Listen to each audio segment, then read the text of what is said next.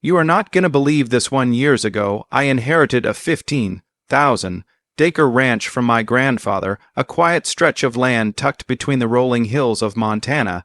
It wasn't just property, it was legacy, filled with barns, creeks, and history.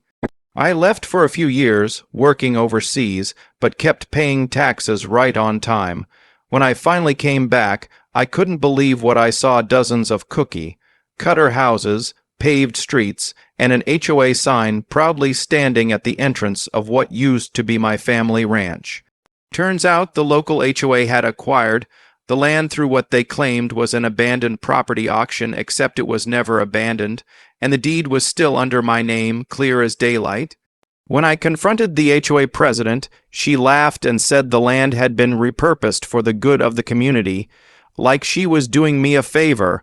I told her straight up that she'd built an entire neighborhood on stolen land.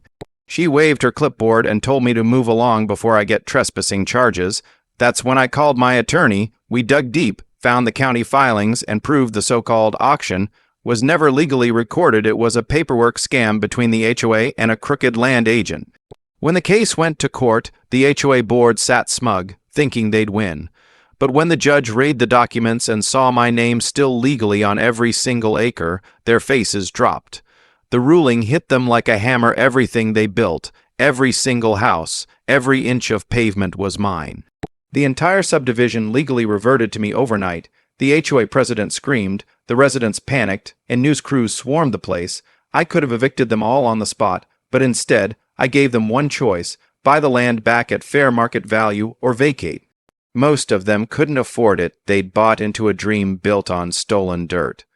Within months, I legally sold off the properties, one by one, at full price, turning their arrogance into my biggest payday. The HOA president lost her home, her position, and her reputation.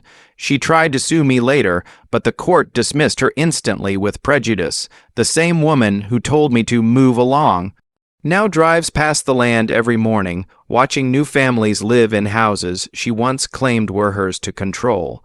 I kept a small part of the ranch, the original farmhouse, just as a reminder that greed always buries itself. So yeah, when an HOA thinks they can play power games with people's property, they'd better remember, some of us know the law and some of us own it.